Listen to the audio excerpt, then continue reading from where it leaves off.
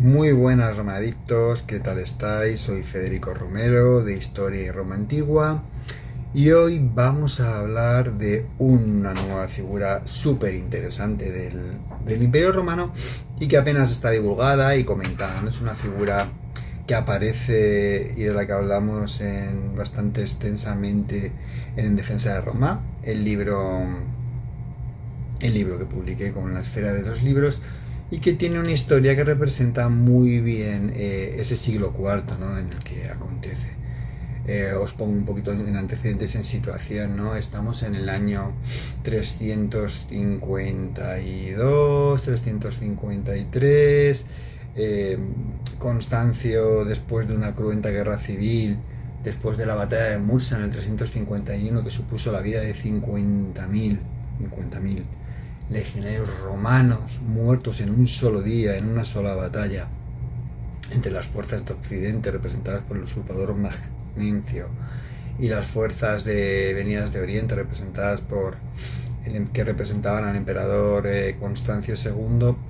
Bueno, pues estamos en ese contexto de guerra civil que acaba en el 353 con la victoria de Constancio y la derrota de Magnencio, ¿no? El Imperio Romano queda debilitado, la Galia es un desastre y Constancio tiene que poner al frente de ese territorio a un hombre capaz de rechazar las incursiones de bárbaros, fundamentalmente germanos, francos y alamares, ¿no?, que están asolando el limes del Rin. Para ello decide poner toda su confianza en un hombre fiel a la dinastía de Constantino, Silvano. ¿Quién era este Silvano? Silvano era hijo de un franco, de un general romano, era un bárbaro de segunda generación o un romano de primera generación, como lo veamos, ¿no? Bonito, así se llamaba su padre, que había servido a las órdenes de Constantino, especialmente durante las guerras civiles que mantuvo contra Licinio. Había prosperado y bueno, pues Silvano había heredado un poquito el oficio de su padre. La usurpación de Magnencio le pilló en la Galia y bueno, inicialmente tuvo que estar de acuerdo con el usurpador, a pesar de que su tradición familiar era la del servicio a la dinastía y a la familia de Constantino, ¿no? Por lo tanto, lo natural en él hubiera sido permanecer fiel a Constancio II. En la famosa batalla de Mursa, esta que es la que os he hablado, en la que 50.000 personas murieron en un solo día, Silvano, al frente de un contingente muy numeroso de caballería, justo en el momento antes de la batalla, abandona las filas de Magencio en plena batalla y se pasa a las de Constancio, cosa que fue un punto a favor, ¿no?, de la victoria de Constancio II, ¿no? Inclinó un poquito la balanza a su favor. Esto no va a pasar inadvertido y Constancio II se lo va a premiar, ¿no? ¿Cómo se lo va a premiar? Pues una vez acabada la guerra civil, le asigna el puesto de Magister Peritum per Gallias, es decir, estaba al frente de una parte significativa de las fuerzas romanas destinadas en la Galia, ¿no? Con una política que alternaba la violencia y el uso de la fuerza y también el poder del dinero, Silvano va a destacar en la Galia, va a conseguir reprimir esas y acabar cortando esas continuas incursiones de francos y alamanes, ¿no?, que están muy, muy crecidos, básicamente porque las fuerzas romanas, debido a las enormes bajas de Mursa, no han podido ser repuestas de una manera adecuada en el limes, con lo que las fronteras están muy debilitadas y van a tardar en reponerse, ¿no? Pensad que gran parte de las fuerzas, de la fuerza, de la potencia, de la clave de la victoria del ejército romano estaba en la gran preparación que tenían sus legionarios. Pero esto implica que un legionario no se forma en un corto espacio de tiempo. Un legionario romano tarda mucho en formarse, puede tardar meses y cuesta mucho dinero, ¿no? Entonces, cuando un legionario romano moría en batalla, era una gran pérdida para el imperio. Imaginaos la muerte de 50.000, ¿no?, en un contexto en el que los historiadores discuten en que había entre unos 300 o unos 500.000, ¿no?, legionarios romanos en todo el imperio. Imaginaos esa pérdida tan grande, ¿no?, que supone para las guarniciones fronterizas. Bien, pues en este contexto y en este en este ambiente de éxitos, ¿no? de Silvano, lo que se podía esperar era que fuera recompensado, ¿no? y que su carrera siguiera en ascenso. Sin embargo, Silvano tenía poderosos enemigos en la corte de Constancio II. El siglo IV es un siglo en el que muchas veces los emperadores tienen más miedo de sus enemigos internos que incluso de las incursiones de los propios bárbaros, no están más pendientes de eso. Esto que implica un ambiente cortesano envenenado, ¿no? De conspiraciones y de tramas que van a afectar de una manera mortal a Silvano, ¿no? Que es lo que yo denomino que es un emperador creado por una esponja, ¿no? ¿Por qué digo esto? Bueno, pues porque Silvano va a ser víctima de una de estas conspiraciones.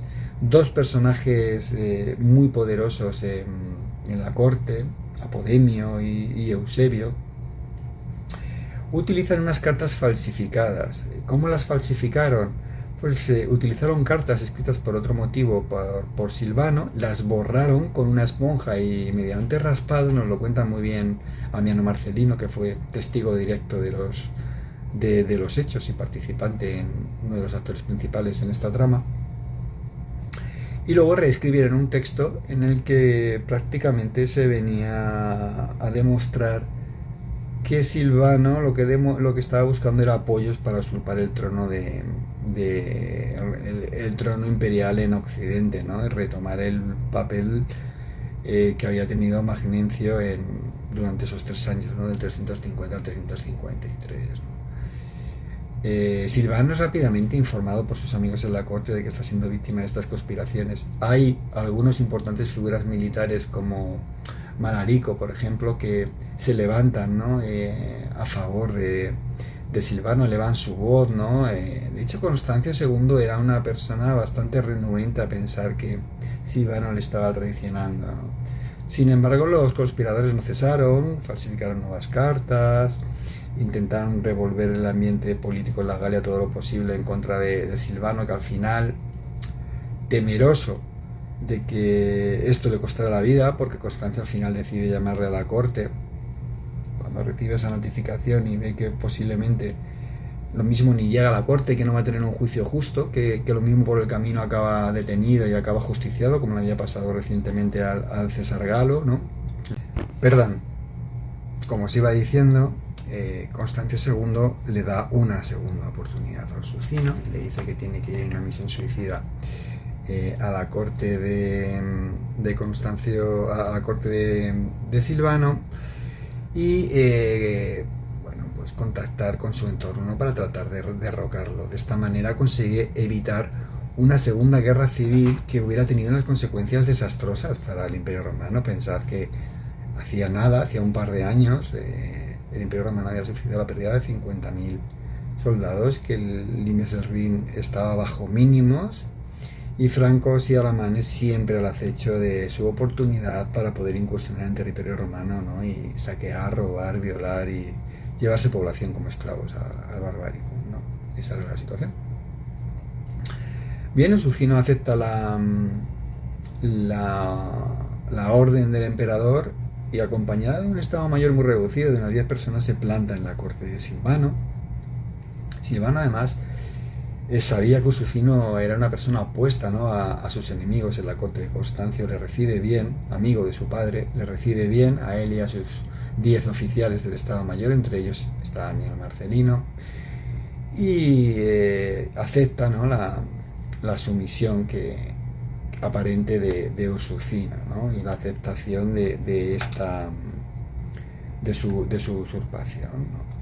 Lo que hace Ursucino es aprovechar esta hospitalidad, ¿no? Y esta amistad de Silvano para ir hablando con los oficiales de su entorno más próximo, y gracias al poderoso caballero que siempre ha sido Don Dinero, soborna a varios soldados de algunas de sus unidades de auxiliares germanos, creo que eran los Cornútilos, Brachiae, que eran unidades fundamentalmente compuestas por por bárbaros escasamente romanizados y que y cuya lealtad era bastante variable en función de lo que se les pagara, ¿no? Gracias a ese dinero, estos soldados contratados matan a los guardias de la corte de Silvano, penetran dentro del palacio imperial en Colonia y buscan al emperador. El emperador se refugia en una iglesia, trata de huir en una capilla, perdón,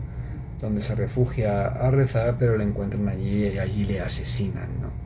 Es una historia triste porque al final es la muerte de un hombre que estaba al servicio de Constancio II, que realmente nunca quiso ser emperador, por eso he dicho fue un emperador al que creó una esponja, ¿no? Porque realmente se vio empujado por conspiradores y por intrigas a hacer lo que hizo y no le quedó otra salida, ¿no? Porque de hecho Amiana nos dice que se llega a plantear, él era un franco de segunda generación, ¿no? Cruzar el Limes y refugiarse buscando la hospitalidad de su gente, ¿no? Al fin y al cabo en el Barbaricum, que era el lugar donde vivían los bárbaros libres, pero su oficial, y muy bien además aconsejado, le dice que no cometa esa locura porque lo que va a conseguir si huye a territorio franco es que estos francos lo asesinen ellos mismos o lo entreguen o lo vendan al emperador Constancio, ¿no? Ya que tenían cuentas pendientes con él, ¿no? Por diferentes motivos. Uno, porque los había acabado de reprimir en sus correrías por el territorio romano, y dos, porque gran parte de los apoyos que el usurpador Magnencio, al que Silvano había traicionado en la batalla de Mursa del 351, eran también de origen franco, es decir, había demasiadas cuentas pendientes por parte de los francos en general contra Silvano, ¿no? En el que veían ya más que a un franco, a un romano. Al fin y al cabo era lo que era, ¿no? Un oficial romano, un romano de primera generación. Así que este es el final de un hombre que es visto con tristeza, ¿no? Por Amiano, que siempre le tuvo en estima, ¿no? Y con el que al final acabaron por las intrigas palaciegas y la mala fe de muchas personas que prosperaron en ese ambiente envenenado de la corte de Constancio II, y al que cuando Juliano se haga con el poder, pues va a poner fin, porque va a hacer una limpia, ¿no? Va a través de unos juicios, va a hacer justicia por los muchos abusos que desde esa corte se han cometido contra diferentes personajes, ¿no? En incluido. Así que nada, chicos, con esta historia tan breve, tan cortita y tan interesante a la vez, y tan demostrativa de cómo era el siglo IV, os dejo hasta contaros una nueva historia. Espero que os haya gustado y no os olvidéis suscribiros al canal, que nos ayudáis mucho, y darle al me gusta. Muchas gracias y hasta la próxima.